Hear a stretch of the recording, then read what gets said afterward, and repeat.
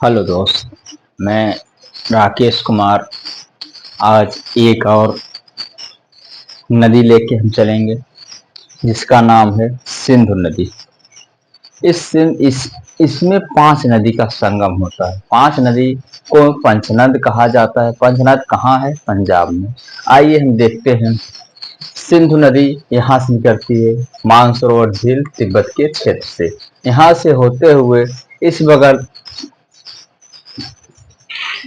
दाहिने दाहिने तट पर जास्कर श्रेणी और बाएं तट पर लद्दाख श्रेणी और इसी लेह न शहर सिंधु नदी के किनारे बसा हुआ। इसकी एक सहायक नदी है श्योक, जो आगे धीरे धीरे बढ़ते हुए आके गिलगिस्ट से नंगा पर्वत होते हुए सिंधु नदी आगे पाकिस्तान में प्रवेश करती है। इसमें पांच नदी होते हैं बढ़ती हैं। देखते हैं दूसरा एक नदी सतलज। सतलज नदी राकसताल की झील से निकलती है जो तिब्बत क्षेत्र। सतलज नदी आगे धीरे धीरे आगे बढ़ती है जब आती है पंजाब में एक हरिके बैराज का बांध बनाती है जो जो पंजाब में है। इसमें एक रोहतांग से नदी निकलती है जिसका नाम ब्यास होती है जो आके सतलज में मिल जाती है। और एक नदी आती है झेलम। झेलम नदी जो शेषनाग झील से निकलती है। जो शेषनाग झील कहाँ है? शेषनाग झील कहाँ है? जम्मू कश्मीर में। भुल्लर झील कुल्लर झील शेषनाग के पास से निकलती है। वह आपको कहाँ मिल जाती है? सतलज में। एक कुल्लू घाटी नदी हिमाचल प्रदेश से निकलती है जो चिनाब नदी है। ये भी आती है कि यहाँ के मिल जाती है सतलज में। पाकिस्तान, यह पाकिस्तान में है। इसके आगे हादी हादी नाम यह कहाँ है? पाकिस्तान में। पाकिस्तान के मिलने के पश्चात कराची के निकट अरब सागर में गिर जाती है। ठीक। आइए अब देखते हैं राकस। जब ये सतलज नदी निकलती है यहाँ से धीरे धीरे निकलते राकसताल। राकसताल से तिब्बत में है। तिब्बत क्षेत्र से जब सतलज निकलती है भारत में प्रवेश करने से पहले सिर्फ किला दर्रा से होकर भारत में प्रवेश करती है। अब हम देखें एक एक नदियों का विस्तार देखेंगे। आइए हम देखते हैं पहली नदी सिंधु नदी। सिंधु नदी का उद्गम स्थान मानसरोवर झील के निकट कैलाश पर्वत के उत्तरी ढाल से तिब्बत क्षेत्र। मुहाना अरब सागर। लंबाई कुल लंबाई 2897 किलोमीटर। भारत में 709 किलोमीटर। ठीक। आई होप, आशा है समझ गए होंगे आप लोग।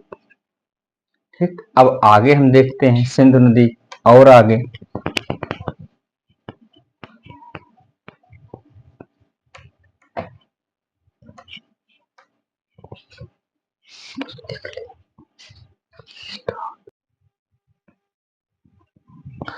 सिंधु नदी की विशेषता। यह नदी भारत में लद्दाख श्रेणी एवं जास्कर श्रेणी के मध्य से होकर या रैंप घाटी से बहने वाली नदी है जो नंगा पर्वत या गिलगिस्ट शहर के निकट बुर्जिंगार्ज नामक का निर्माण करते हुए पाकिस्तान में प्रवेश कर जाती है। यह कर जाती है मरुस्थलीय क्षेत्र में। तब आगे जब पाकिस्तान में प्रवेश करती है तो मरुस्थलीय क्षेत्र में प्रवेश बहते हुए पाकिस्तान में धीरे धीरे आगे बढ़ती रहती है जो अरब सागर में गिरने से पहले कराची के निकट चापाकार डेल्टा का निर्माण करती है जो एक अपवाद है। जबकि भारत में मिलने वाली सबसे बड़ी सहायक नदी इस योक है। ठीक। आगे हम और चलते हैं, देखते हैं क्या है।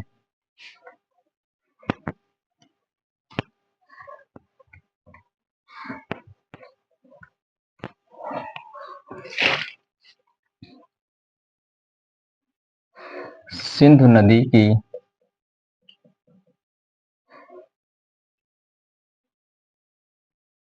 सिंधु नदी की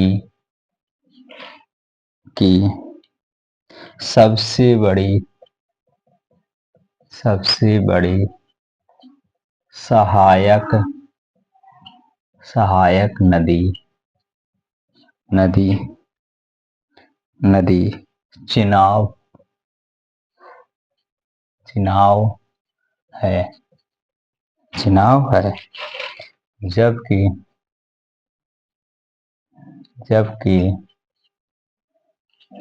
दाहिने जबकि दाहिने जबकि दाहिने तट पर तट पर लेह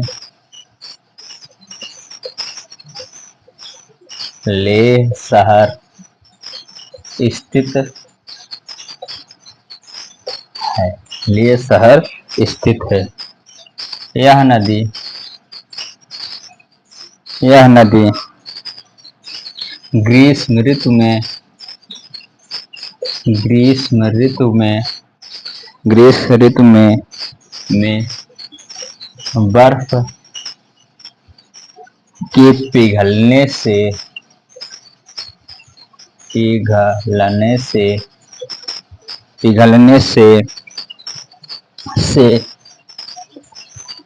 इसका